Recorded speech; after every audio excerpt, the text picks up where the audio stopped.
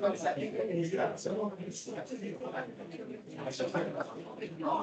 cool. Everybody, my hands back a few things. I've been burning a whole lot. I'm burning a whole lot. Triangle Fairways Fire. I just want a little connection about why they were doing these things. Same thing with the jungle. That's why I took a point off of the jungle here and there. You know, why were they doing this? It was cutthroat competition. And so 20 for the Triangle Fairways Fire, 25 for the jungle and the maps. And let me think. Good. Hey, you have an assignment due. Very carefully rip out the Espionage Act. Make sure your name is on the Espionage Act.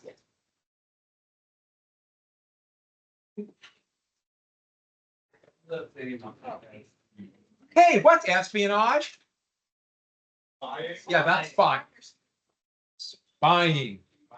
Someone looked it up? Yeah. Exactly right. You're exactly right. It's good to look it up. Yeah. Espionage. Are there any questions off of that? I really want you to look at this long. Hey, would people like this today? Like what? The Espionage Act? I don't know. Yes, Guess what the law of the land is today? Still law. That's still the law. That is still the law, the Espionage Act. So it's usually used against either people who are, the government wants to silence within government, or reporters. All right, hand them up. Make sure your name is on it. Please make sure your name is on it. Rip it off very carefully. Oh, with a nice little pointed staple. Not bad. Don't cut it. Yeah. Please don't cut it. Hands up. Very good. We'll take. Now, the DBQ, I'm tentatively scheduled for Thursday. I'll talk a little bit more about it on Tuesday. I'm kind of leaving Friday open. I was going to do a video on the 20s. There are two issues coming up. It's like a math competition. There's also a state basketball tournament. So I'm trying to figure out what I want to do about that. With essay test, I don't want to do 1,000 makeups. I think everyone understands that. Next year would be better. We're going to watch 1917.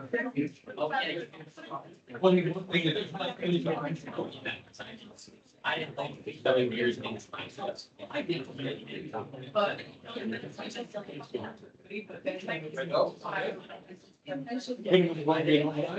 The book.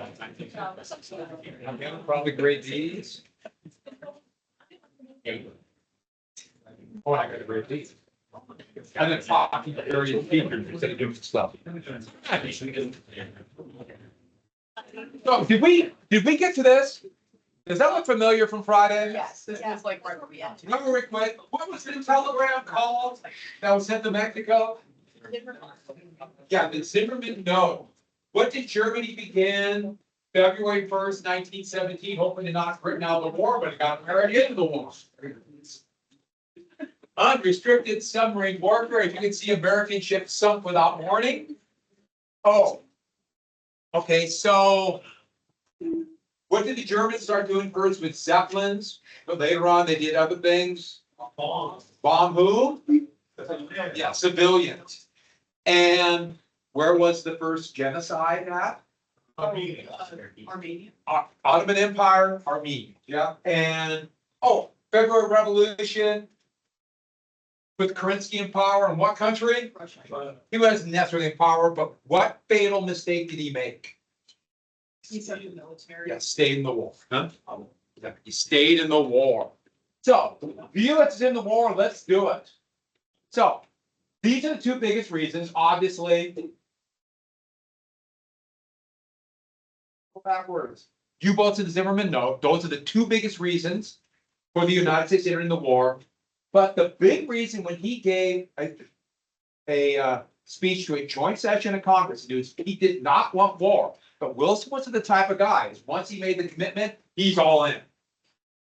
And he believed that he was on the side of the gods. Therefore, on the side of the righteous. So once he made the decision, he believed everybody should follow. Wilson had a flaw that a lot of us have. So the big element that we said is we got to make a better world, AKA the world safe for democracy. Safe for democracy. Now, the US did not have even close to a full democracy, neither did anyone else really of the allies. But at least they could say it was somewhat a democratic republic in France, somewhat in England, somewhat in Belgium. England had a constitutional monarchy, so did Italy, so did Japan. But remember that Russian Revolution, the first one, the February one. Now, Russia's a republic. So now we could say, look at what this war can bring.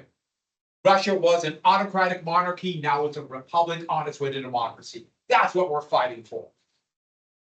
Don't forget, the US did not have a democracy. Over half the population could not vote in 1917. Most women, and above that, not only most women, but also most African American men too. And most American Indians. Next, Belgium. The propaganda about Belgium was so effective. All of these would be used. The next one would not be used. How do countries borrow money? They issue what? Bonds. Great Britain started issuing bonds, a lot of them in the United States. And then during the Somme, a massive bond sale. And who was buying them? The big US banks were buying up British bonds. So big US banks are loaning money to Britain, loaning money to them. Now, Wilson did not say this in the speech, but banks started pressuring Wilson to get involved in the war because the Somme, with that many casualties, did not look good. They might lose. And here's the deal. What has to happen in the war? Don't worry about trade, for the US to get their money back. What has to happen? Say it again. Say it again. Yeah, Britain has to exist, AKA win. Exactly right. Britain has to win. And the banks are going, we want our money back. So there's a lot of pressure to make sure Britain wins so they get their bonds back, get their money back. Now, what Britain was doing was they were borrowing money and then they were loaning money to the government of France. They were buying bonds from France, the Bank of England, for what's left of Belgium, for Italy, for Russia. But it all started with Britain. Now, in the 1930s, this would become doctrine in the United States. The only reason the US entered the war was banking bonds. And one of the reasons the United States would maintain neutrality, so I'm telling you this, Athens, the US would be so inclined to be neutral before World War II, was this issue. We're not going to let the banks get us into another war. So the stockholders of these banks could get rich and working people going down. That would be a big deal in the 1930s. And then, of course, trade. The United States was such a big trading partner with all the allies. Well, US into the war, that could be even more trade and a bigger vested interest for the United States to send more goods there. So it was a lot of money. So you look at the reasons for the war. Zimmerman note, unrestricted submarine warfare. These are stated, not stated. This is huge. Would it be the biggest? No. But they all accumulate. In the 1930s, you can imagine during the Great Depression, those banks caused the depression. I'll tell you how that happened. And then they do this to us. So the U-boat offensive that Germany began almost worked. There were massive food shortages by May of 1917. These red dots are British merchant ships on the way to Britain that were sunk. And they tried to lurk here, so they tried to go around to Plymouth and Portsmouth, and you can see all the sinking there. Finally, Britain's going to adopt convoys. And once they adopted convoys, the U-boat threat dropped dramatically. Before, they were saying all these random ships out, with the idea being, one ship could sneak past the U-boats. The problem with only sending one ship is each that gave many different opportunities for a ship to stumble or a U-boat to stumble across the ship.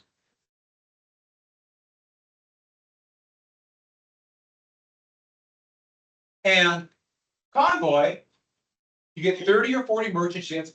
They would be escorted by a few Royal Navy, US Navy, whoever was there, warships. They could slip by the submarines easy. The British didn't want to do this. They thought, well, we have a bunch of ships. There'll be lots of targets for U-boats. But the ocean is huge. And it's actually just as easy to slip by a convoy as it would be a single ship. If you've ever been on the ocean and cannot see land, it's disconcerting. The ocean is bigger than Spring Meadow. All right? I know. Yeah, no way. Bigger than Canyon Fair. Moving on. Back to the Russians. So, the US is getting into the war. Russia, along with Britain and France, are going to begin spring or summer offensives. The British offensive was a disaster. So with the Italian. The French offensive led to mutiny. We saw that in the video. The Russian offensive started out really good. Very similar place. Their plan was they just wanted to win a couple victories, and then Kerensky could say, "We won." Now super peace. Right about here, south of Minsk, this area, but it's now Belarus. Remember Kerensky. Why did the offensive go? After the initial open, they had a small little advance, and then morale just broke. Casualties went up, and the army collapsed. Literally, they just dropped their weapons and started going. This would begin a mutiny. So I just write down mutiny. The Russian army started to mutiny. They started to create workers groups or soldiers groups based upon these workers groups that are being created at the same time. These workers and soldiers organizations. You might have heard this word before. The term for a workers group is called or soldiers group is called a Soviet. And that's coming. Yes, the Bolsheviks would take advantage of that name of workers groups. All meant it's a group. So it failed miserably. And here is Kerensky trying to get the Russians back.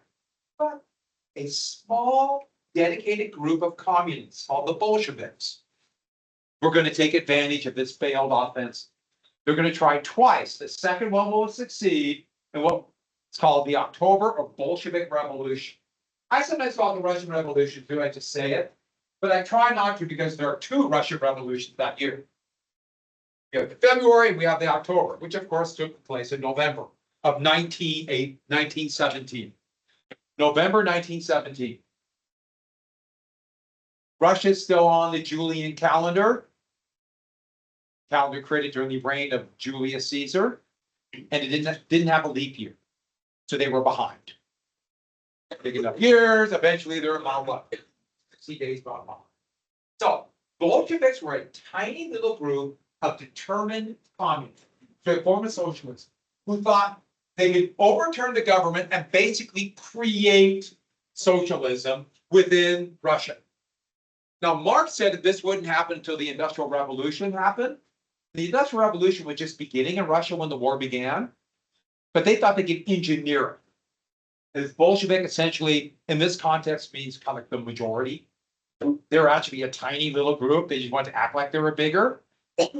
Their leader, we're going to be very quick version of this, was a man by the name of Vladimir Lenin, right here. And Lenin was in exile in Switzerland. So the Bolsheviks had been committing small acts of terrorism and lots of bank robberies to pay for it. And we got Germany. I don't know how it flips ahead, but Lenin is sitting there in Switzerland. And Switzerland, he's there at coffee shops with other Bolsheviks and other like-minded people. And Lenin was overjoyed the war began. Most socialists around the world were completely opposed to this war. They saw workers killing workers for empire and profit. But Lenin thought that could destabilize the government in Russia, leading to his revolution. So he's watching this. And then the February Revolution took place.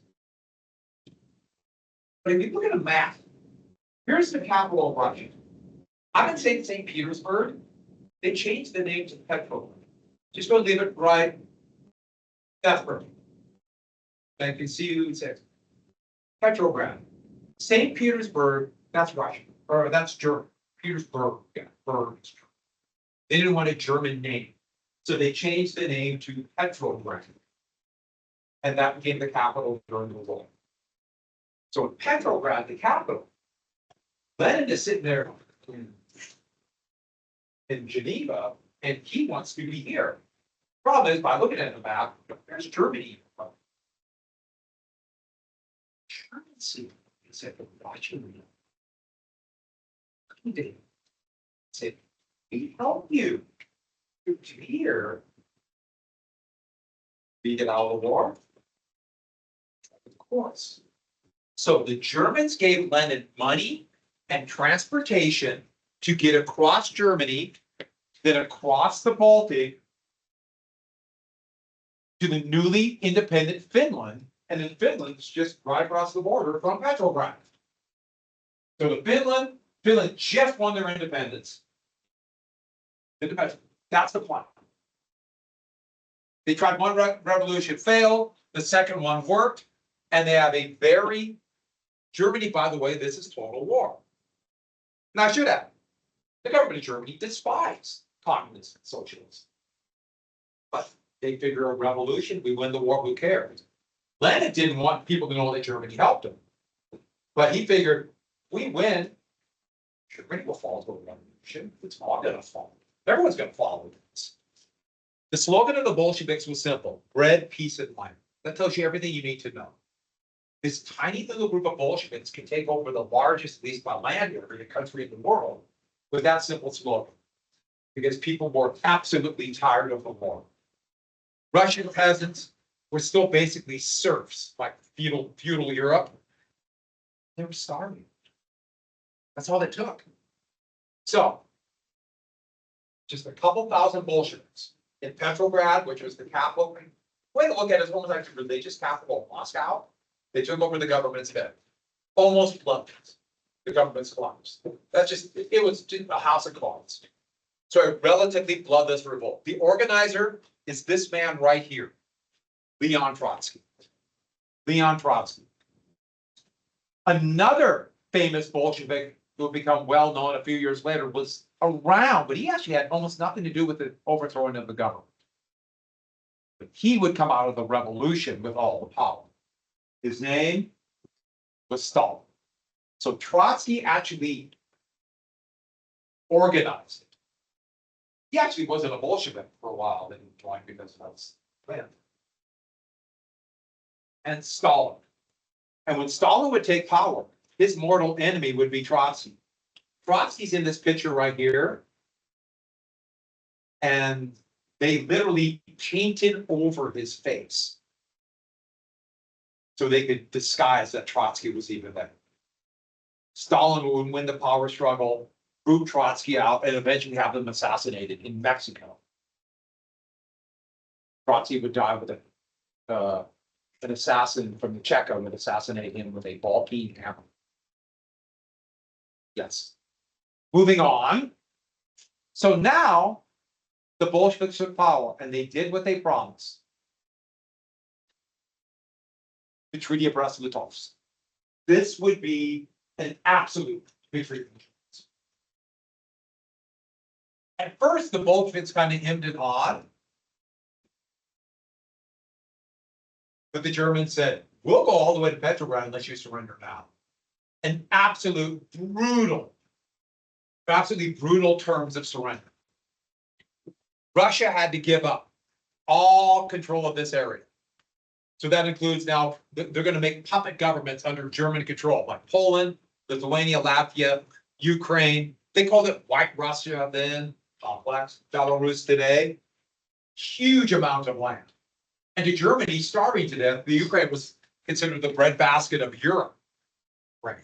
And so part of the reason why food prices went up so much in 2022 when Russia invaded them. Grain shipments. But anyways, back to this.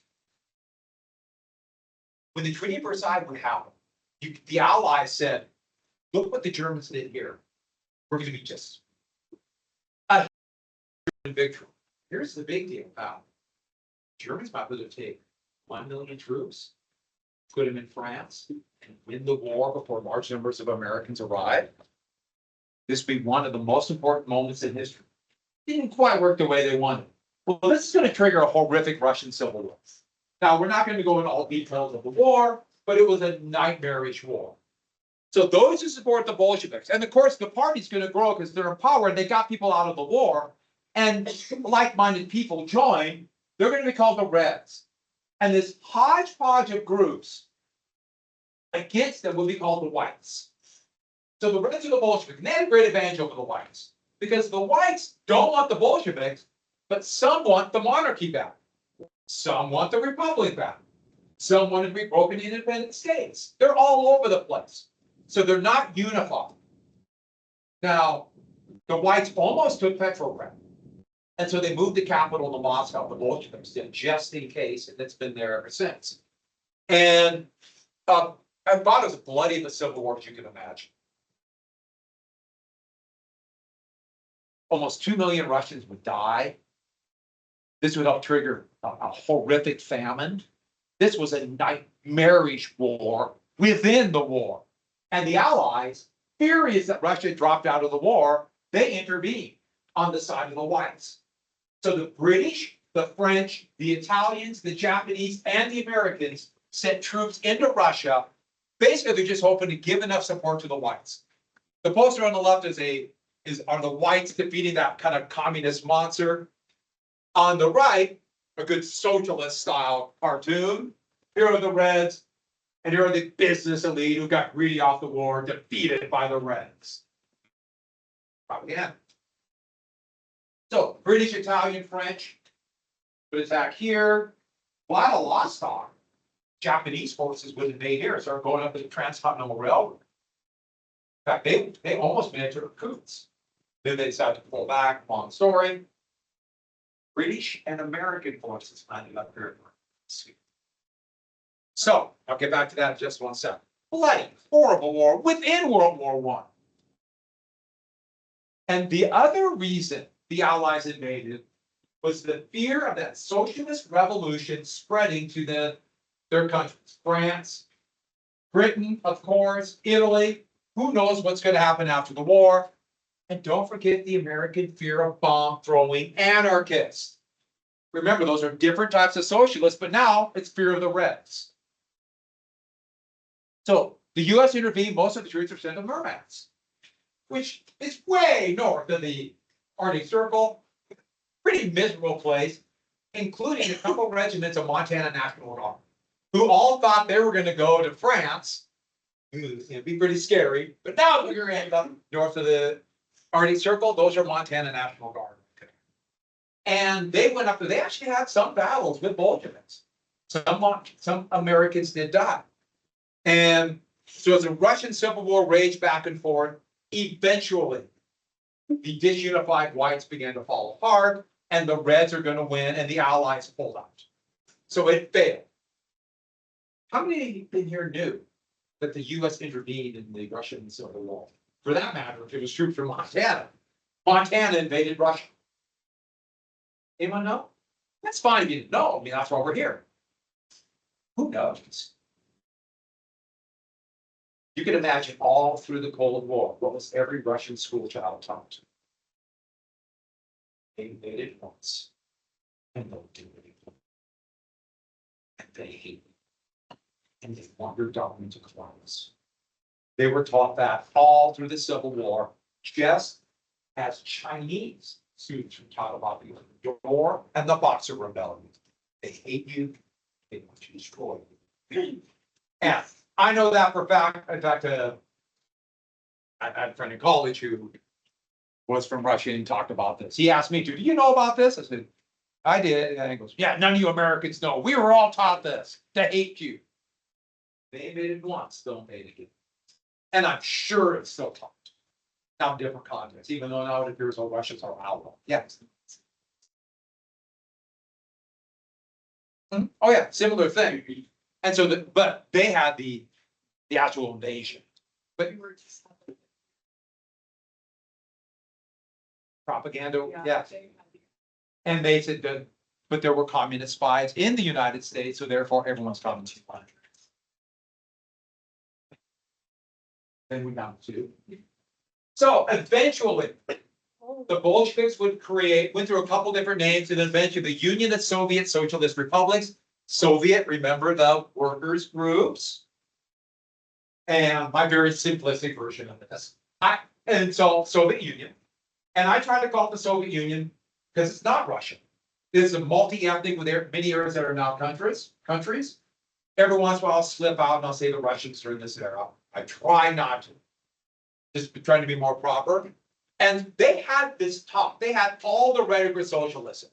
They're going to create perfect socialism, perfect democracy.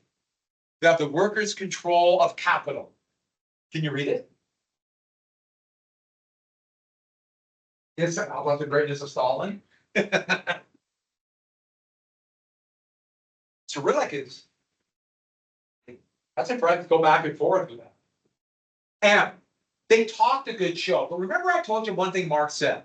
There'll be the revolution and then a dictatorship of the proletariat. And I put the question mark, meaning it will last as long as when the people are ready for perfect democracy, perfect socialism. Were the people of Russia ever ready for this? So you can imagine what's going to happen. They're going to create the dictatorship of the proletariat. And that will maintain power. So during Stalin, it was one person. But for most of the time of the Soviet Union, it was a small little group that ran the entire place. Out of a group called the Politburo. We're not going to all the details of the Soviet Union right now. But as everyone got that, the dictatorship of the proletariat did not end. Until 1991. Where the whole thing collapsed. And it was, so we're talking about that, that's about 2002, 2003. And I was talking a little bit about the monstrous totalitarian state special pockets, actually. That's what's maybe Soviet flags, I put it up there. And I do find it amusing, in a very dark and kind of sad way, that there were Russian soldiers when they invaded Ukraine, they pulled that old flag out. And I said, well, why did you pull that flag out? And then I know why. So think about here in the United States, bomb throwing advocates and socialist revolutions, and there was a pretty active socialist party. And there were a lot of socialists in the United States against the war, and we were Red Scare. And now it's a country that calls itself the Union of Soviet Socialist Republics. But then there's something else that's even more important. Where's this picture taken?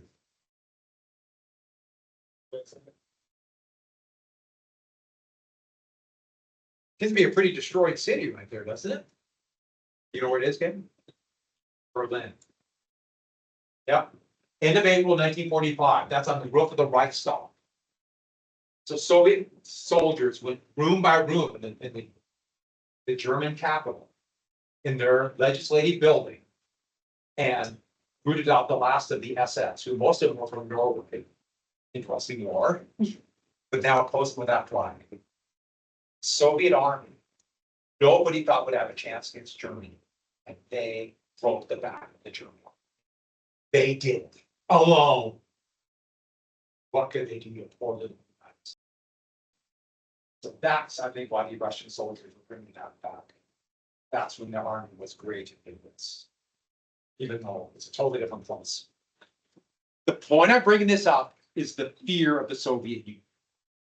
It's a country that could be legitimate, a legitimate threat. And of course, the Soviets thought the United States were a legitimate threat. All the fun in the Cold War.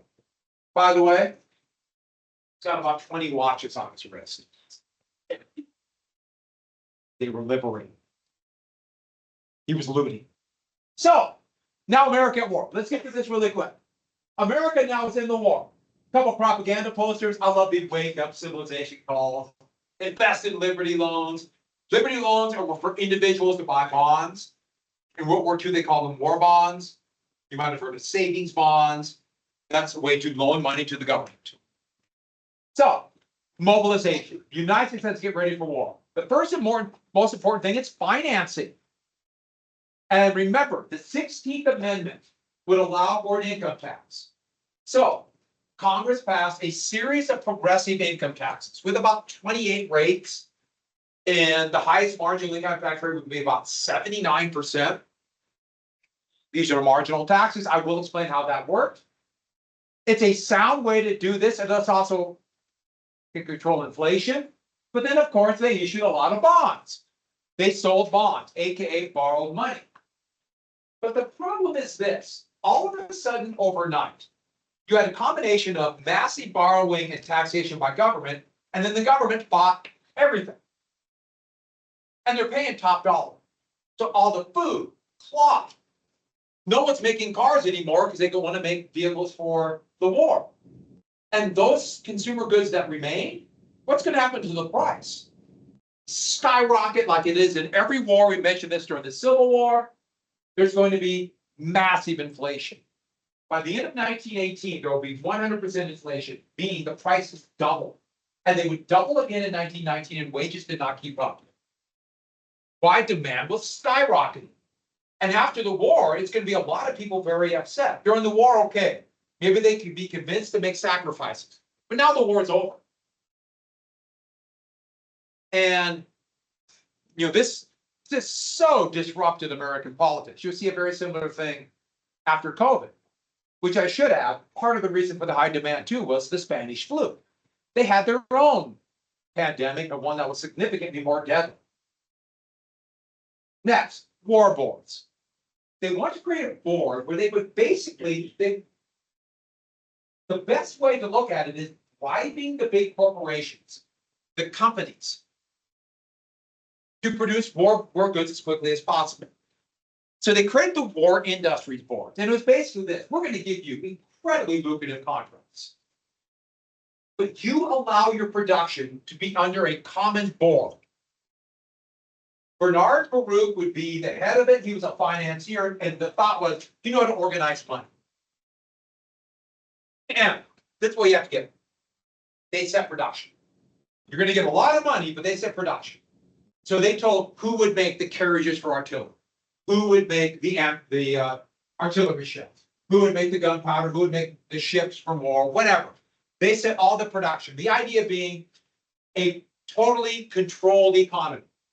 We will control it from Washington, D.C., but we promise you'll get rich. Didn't work. It was a disaster.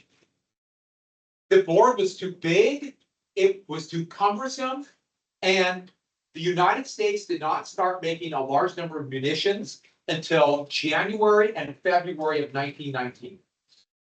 Now, what's the problem with January and February of 1919? About 3 months. Most of the equipment the U.S. used in the war was from France and Britain. So, for example, the biggest hero in the World War I for the United States was a man named Alvin York. He alone captured 140 Germans. Alone. He and his rifle. He was a crack shot a couple, and got them so scared they surrendered to him. And he was using a British rifle, a British Enfield. Without the greatest hero in American history, of World War I at least, he would become a big hero after the war. But one board did work, or at least people thought it worked, called the Food Administration. It'd be led by a young engineer by the name of Hubert Hoover. And I call him that all the time, we're just going with it. Hoover. He was a young engineer who had made himself rich, kind of personification of, as he would say, a self-made man, not 100% that, but they organized food production. And like part of it was convincing people to grow your own garden, so that would so you could deal with the shortage of other foods that's going to go to the Allies and to the war effort. And he's going to come out of the war with a stellar reputation. Eventually become Commerce Secretary, and then still would be beloved. He would become president in 1928, winning in a landslide. And few people seem to be more qualified to become president than Hubert Hoover. Hubert Humphrey. Yes. Herbert Hoover. There's too many Herberts. And then a little thing called the Great Depression is going to happen, and he will show who he was. So, last thing for today. The thought was that there would be a volunteer army. They would get about 2 million volunteers. That was the thought. And then maybe they'd have to do the draft, but they could wait. 2 million men. We didn't have camps, we didn't have men ready. So they had nothing prepared. All of a sudden, overnight, you got to make an army. Well, that is right after the Declaration of War came out, and a few thousand came out, and the thought was, wow. Here's a couple posters to get people to join. I like to join the tanks. But guess what happened? This might shock you, but a lot of young men didn't want to fight and die in a trench. Can you believe that? And the thing about it is, they got lice with it. They got all the lice they can handle. And yet they didn't join. Now what? And that's what we'll finish tomorrow. Now what?